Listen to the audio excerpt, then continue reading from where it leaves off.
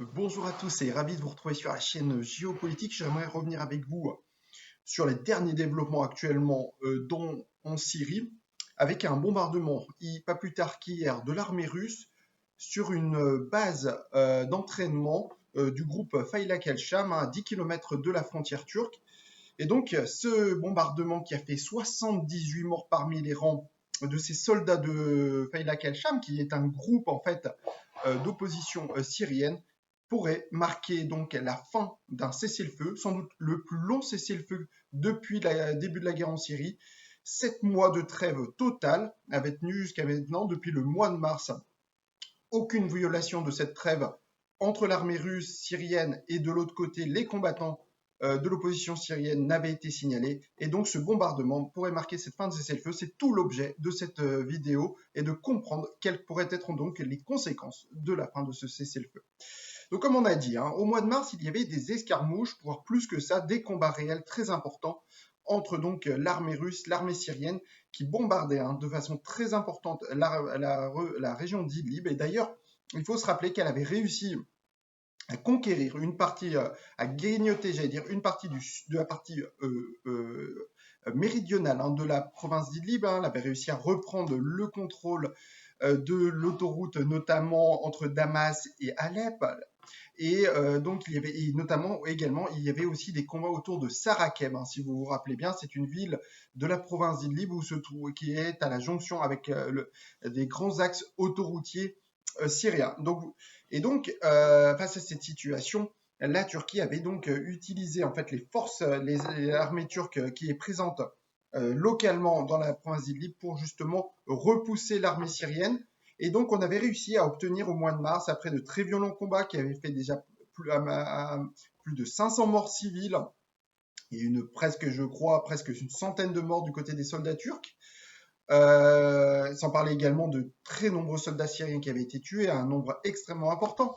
Et donc, on était arrivé au mois de mars à un cessez-le-feu qui avait donc jusqu'à hier tenu avec aucun signal d'une violation de ces cessez-le-feu. Donc il y avait quand même on avait d'ailleurs tendance, si vous sur cette, d'ailleurs, ne plus parler de la guerre en Syrie dans les médias, tellement qu'il n'y avait plus de combats à signaler. Or, hier, l'armée russe, de façon totalement inattendue, a décidé de bombarder donc un camp d'entraînement de Faylaq al-Sham. Alors, c'est très surprenant, puisque Faylaq al-Sham, pour ne pas rentrer trop dans les détails, c'est un groupe d'opposition syrienne qui fait partie sous la bannière de l'armée libre syrienne et qui est donc qui peut être différencié, si vous voulez, de ces combattants de groupes qui ne plus, on va dire, peut-être plus fondamentalistes dans leur interprétation religieuse. Je pense notamment à Yatay al-Sham ou également à Osaldin, qui sont eux des groupes. D'ailleurs, Osaldin qui est plutôt affilié même à Al-Qaïda, alors que Yatay al-Shem est un groupe religieux fondamentaliste qui a pris ses distances avec Al-Qaïda. Alors que Faylaq al-Sham est un groupe, on va dire, sans vue particulière au niveau du fondamentaliste. Et donc, c'est très surprenant, si vous voulez, que la Russie s'en prenne à des soldats qui sont directement plus soutenus par la Turquie, contrairement à ces deux autres groupes que j'ai parlé qui ne sont pas directement soutenus par la Turquie. Et donc, la question, c'est qu'est-ce qu'elle cherchait en fait la Russie hier par ce bombardement? Quel est le but à atteindre? Quelle est en fait l'intention derrière ce bombardement? Car il a été extrêmement violent. On parle de 78 soldats tués. La Russie, j'allais dire, n'est pas allée de main morte. Donc, qu'est-ce qui va se passer désormais et quelles peuvent être les conséquences? Alors, il faut dire que, premièrement, on peut probablement parler de façon très péremptoire d'une fin de cessez-le-feu dans la province d'Idlib. Il est extrêmement probable que ces groupes d'opposition syrienne ne vont réagir à cette terrible violation du cessez-le-feu de la part de l'armée russe. Alors que je voudrais quand même ouvrir une petite parenthèse, la Russie a quand même est signataire de l'accord d'Astana, tout comme d'ailleurs la Turquie et l'Iran, qui prévoit que la région d'Idlib est quand même une zone de désescalade. Donc la Russie est censée ne pas bombarder justement cette province d'Idlib d'après cet accord qu'elle a signé avec la Turquie et l'Iran. Donc il s'agit, il faut le dire, d'un point de vue juridique, d'une totale violation de l'accord d'Astana. Ceci étant dit, désormais, qu'est-ce qu'on peut faire d'un point de vue militaire? Alors pour l'instant, le gouvernement turc, à ma connaissance, n'a pas réagi à ce bombardement. Il faut dire qu'elle a sans doute été prise de court et donc est très gênée aux encablures, évidemment, de savoir comment répondre. Alors, est-ce que justement, quelle doit être à ce moment la réponse turque hein, à ce bombardement? Alors, il faut savoir que pour la Turquie, hein, la région d'Idlib est vitale. Le maintien d'une zone de sécurité dans la région d'Idlib est une question vitale pour les intérêts nationaux sécuritaires turcs. Qu'est-ce que j'entends par la vitale? C'est-à-dire que ce qu'il faut comprendre, c'est qu'il y a 3 millions de personnes actuellement qui sont réfugiées dans la province d'Idlib, qui sont venues d'autres provinces de Syrie pour se réfugier dans ce dernier enclave qui est le dernier enclave de l'opposition syrienne.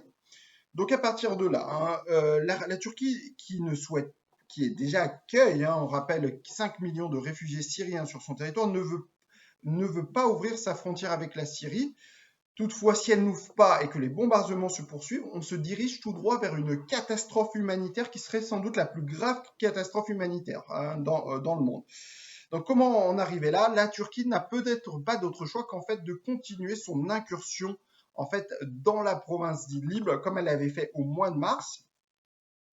Et donc la Turquie va probablement mener des opérations militaires dans la province d'Idlib. Hein. D'ailleurs, il y a quelques jours hein, avant ce bombardement russe, la Turquie hein, a rappelé qu'elle maintiendrait ses soldats coûte que coûte dans la province d'Idlib. Alors, elle avait décidé tout de même de fermer une de ses points d'observation.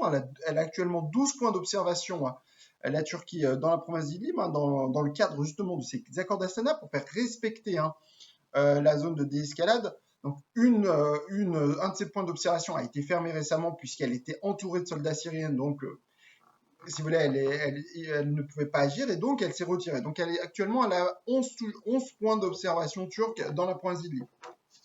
Donc qu'est-ce que pourrait faire justement? Est-ce que la Turquie pourrait utiliser ces 11 points d'observation pour désormais riposter à ces attaques de l'armée russe? Alors, il faut aussi savoir que la Turquie, sans doute, à ce stade et dans ce contexte actuel hein, international extrêmement mouvant, extrêmement tumultueux, je pense que la Turquie ne veut pas entrer en conflit direct avec la Russie. Toutefois, elle pourrait rentrer en conflit comme au mois de mars avec le régime syrien, avec des pertes colossales du côté du régime syrien, mais également d'importantes pertes du côté de l'armée turque.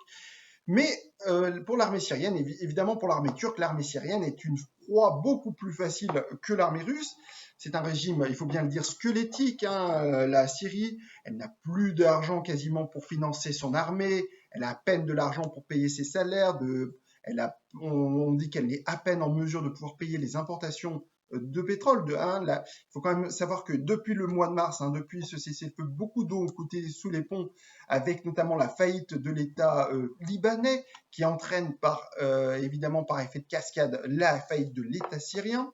Hein, bon, inutile de revenir par exemple sur la spoliation dont a subi le cousin de Bachar el-Assad, hein, qui était l'homme le plus riche hein, de Syrie, qui a saisi donc toutes ses compagnies, y compris Syriatel, hein, la compagnie de télécommunications syrienne. Donc on voit, hein, donc c'est un régime qui est aux abois financièrement. Et puis depuis le mois de mars, il y a eu aussi les sanctions américaines avec la loi César qui est entrée en vigueur, avec l'imposition de sanctions totales sur la Syrie, une dégringolade, un plongeon total de la vie syrienne. Donc on voit que la Syrie financièrement n'a pas les moyens hein, de mener une guerre avec la Turquie seule. Elle a besoin de son allié russe hein, pour mener ses bombardements. Et donc, est-ce que justement la Russie va aller jusqu'au bout et va défendre son poulain syrien face à une attaque turque? Probablement, puisqu'on sait que la Russie veut maintenir coûte que coûte ce régime en place en Syrie, en fait, la Russie est très nerveuse. Hein. Il faut savoir que pourquoi justement elle continue d'agir dans la province d'Idlib, c'est qu'il y a à peu près, on estime à 20 000 combattants russes hein, qui se trouvent actuellement dans la province d'Idlib, originaire principalement de la région du Caucase.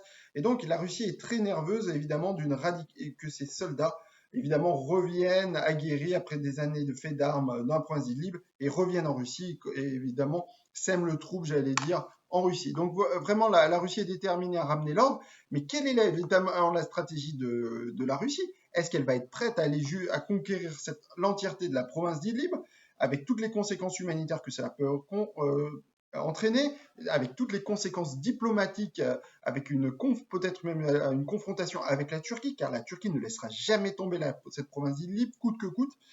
Et donc, voilà où on se trouve aujourd'hui. On se retrouve à poser, si vous voulez, les mêmes questions qu'on se posait au mois de mars. Si vous revisionnez mes vidéos du mois de mars sur la situation en Syrie, et je vous y invite pour rappeler un petit peu ce qui s'était passé. C'est toujours bon aussi de reconceptualiser un petit peu les événements. Eh ben, on se retrouve à poser toujours ces mêmes questions. Va-t-on vers une confrontation entre Russie et Turquie? Va-t-on vers une confrontation entre la Turquie et l'armée syrienne? Est-ce que la Turquie va poursuivre son incursion terrestre? Va-t-elle maintenir ses points d'observation? En fait, on en revient à poser les mêmes points d'observation. En fait, cette guerre en Syrie semble toujours dans une sorte d'impasse. On n'arrive toujours pas à régler les questions territoriales. Le régime syrien semble vouloir ne pas abandonner la province d'Idlib, tout comme la Russie, alors qu'elle est elle-même très affaiblie. Donc cette fois, peut-être de mon point de vue, c'est peut-être l'offensive de trop, hein, je pense, pour le régime syrien, car désormais elle est une proie beaucoup plus faible qu'auparavant, et que désormais peut-être la Turquie va exploiter, si vous voulez, toutes les faiblesses du régime pour justement peut-être le faire tomber.